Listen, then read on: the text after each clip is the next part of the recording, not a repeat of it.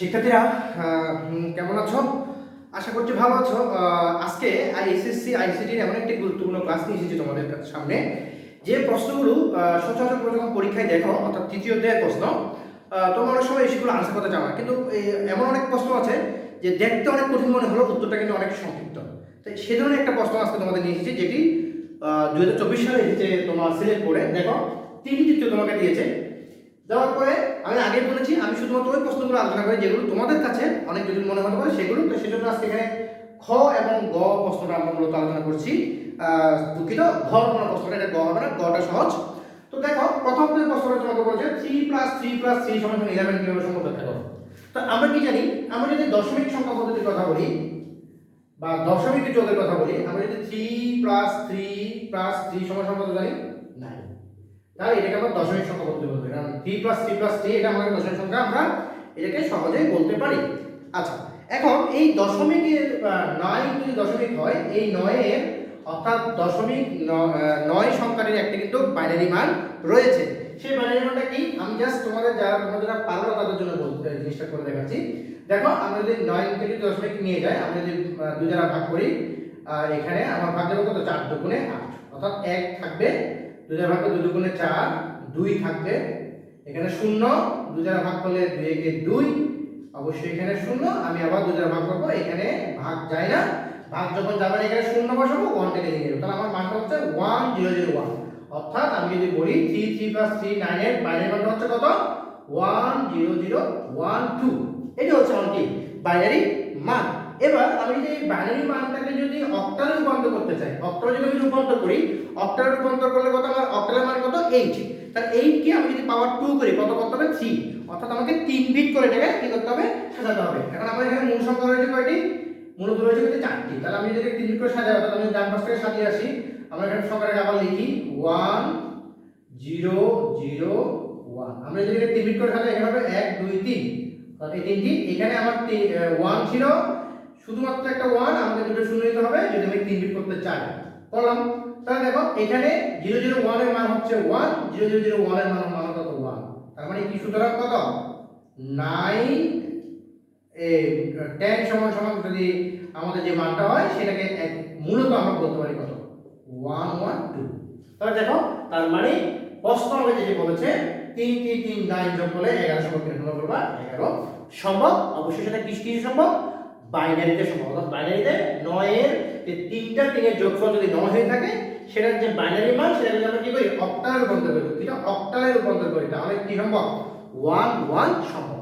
আশা করি তোমরা প্রশ্ন বুঝতে পেরেছো। যারা বুঝতে পারবে তারা অবশ্যই আমাকে কমেন্ট সেকশনে জানাবে, আমি আবার ক্লিয়ার করে দিব ডাউটসগুলো। দেখো, এই পরবর্তী যে প্রশ্ন আছে, বলছে শুধু চিত্র 1 এর গেট দ্বারা চিত্র 3 এর গেট বাস্তবায়ন করা সম্ভব কিনা। এখন চিত্র 1 এর গেটটাকে আগে আমরা বুঝতে হবে। আমার চিত্র 1 এর গেটটা কি? আমার চিত্র 1 এর গেটটা হচ্ছে, এটাকে আমি যদি a বলি, দেখো যারা কম বুঝে তাদের জন্য এটাকে b বলি, তাহলে এটা হচ্ছে a এবং b, কারণ সমান থাকলে সেটা কি হয়? গুণ হয়।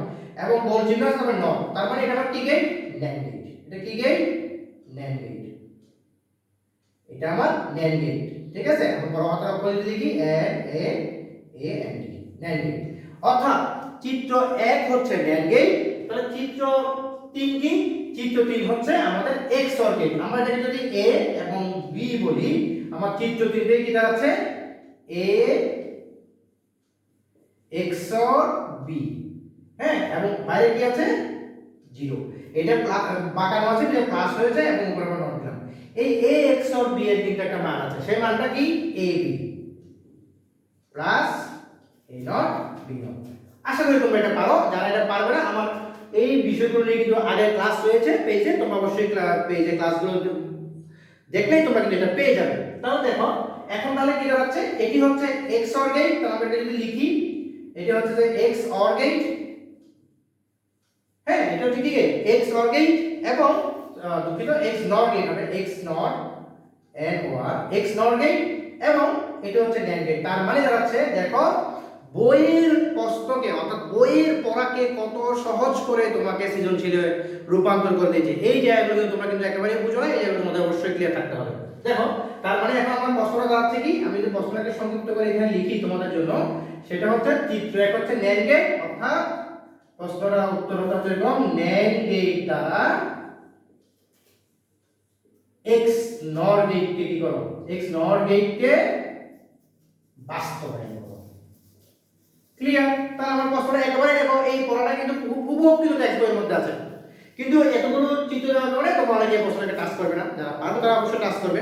তাহলে দেখো এবার এই x এর যে মানটা সেটাকে আমি যদি ন্যান্ড গেটে বাস্তবায়ন করতে যাই, আমরা কি জানি বাস্তবায়ন করতে গেলে সবার আগে আমাকে দুটো নট দিতে হবে। নট দেওয়ার পরে আমি যেটা করব, আমার x এর মানটাকে লিখব ab plus a not b not. আগে বিগত দিনের ক্লাসে আমি অনেকগুলো বাস্তবায়ন তোমাদের কিন্তু ক্লাস নিয়েছি, সেগুলো এখানে পেজের মধ্যে দেওয়া আছে ক্লাসগুলো।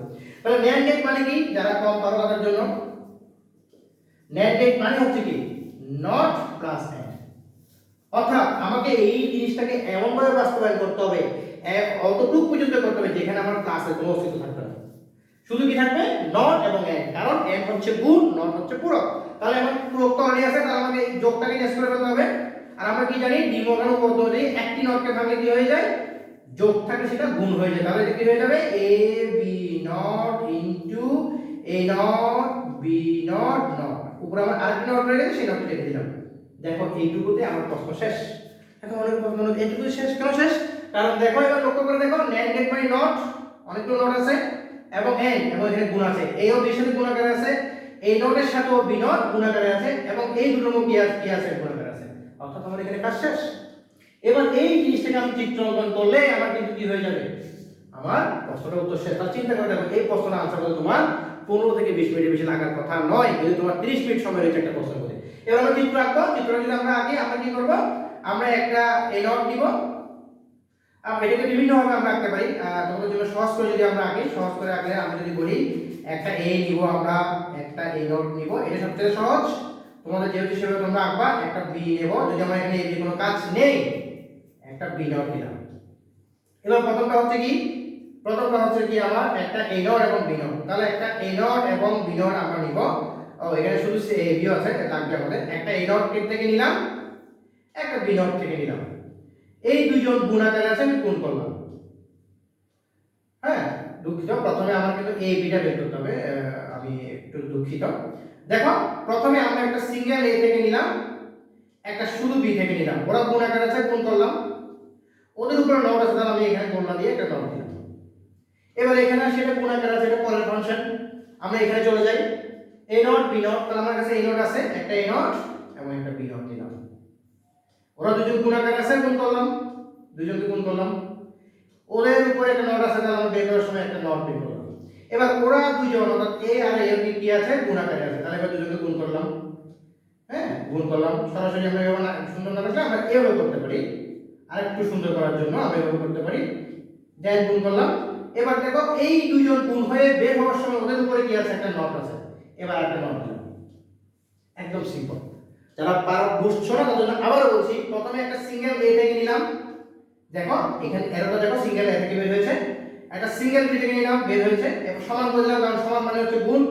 এরপরে ওরা দুজনের উপরে একটা নট আছে, এ এবং বি গুণ আছে, গুণ এইজন্য সমান নিলাম, দুজনের উপর নট আছে, সেজন্য এখানে একটা গুণ সাইন বের করলাম, তাহলে আমার এ বি নট হয়ে গেল। এবার একটা এ নট একটা বি নট, সরাসরি একটা এ নট থেকে নিলাম এবং সরাসরি একটা বি নট থেকে নিলাম, ওরা দুজনকে গুণ করলাম সমান এভাবে চিহ্নটা দিয়ে, এবং বের হওয়ার সময় একটা গোল চিহ্ন দিয়ে নট করলাম। কেন করলাম, কারণ ওদের দুজনের উপর নট আছে, নট দিলাম। এবার একটু সুন্দর করার জন্য আমি এটাকে ড্র করলাম, ড্র করার পরে এই দুইজনকে গুণ করার পরে যখন বের হবে তখন আরেকটা নট হবে, এজন্য আমরা একটা নট দিলাম। দ্যাটস ইট, এখানেই কিন্তু আমার প্রশ্নটা সমাধান হয়ে গেছে। তাহলে দেখো প্রশ্নকর্তা এভাবে প্রশ্নকে উপস্থাপন করেছে, মনে হচ্ছে এটা অনেক কঠিন প্রশ্ন, আসলে কিন্তু উত্তরটা দেখো খুবই সহজ, এবং এইরকম প্রশ্ন খুব কমে আসে, একেবারেই সরাসরি বইয়ের পাঠ্যপুস্তকের পড়া থেকেই কিন্তু এটাকে সৃষ্টি করা হয়েছে, শুধু প্রেক্ষাপটটাকে একটু পরিবর্তন করে। সেজন্য তোমরা এই সমস্ত বিষয়গুলো তো অবশ্যই কি থাকবে, নজর দিবে, এবং তোমাদের বিশেষ অনুরোধ থাকবে এই বিষয়গুলো তোমরা এভাবে খুঁটিনাটি করবে। এবং তোমরা যদি আমাদের যদি আমার ক্লাসগুলো ভালো লেগে থাকে তোমরা অবশ্যই বন্ধুদের কাছে শেয়ার করবে, এবং তোমরা যদি এই আইসিটি বিষয়টা যদি পড়াশোনা করতে চাও প্রাইভেট টিউশন হিসেবে, অবশ্যই আমাকে এই নাম্বারে তোমরা যোগাযোগ করতে পারবে। এখানে আমার হোয়াটসঅ্যাপ নাম্বার দেওয়া আছে, দিয়ে দিচ্ছি, এখানে তোমরা যোগাযোগ করতে পারবে, যে কোনো প্রাইভেট সংক্রান্ত হোক বা পড়াশোনা যে কোনো কিছুর জন্য এখানে যোগাযোগ করতে পারবে, অথবা আমার পেজে আমাকে মেসেজ করতে পারবে। ধন্যবাদ তোমাদের ক্লাস দেখার জন্য, অবশ্যই তোমরা ক্লাসটি বন্ধুদের কাছে শেয়ার করবে। ধন্যবাদ।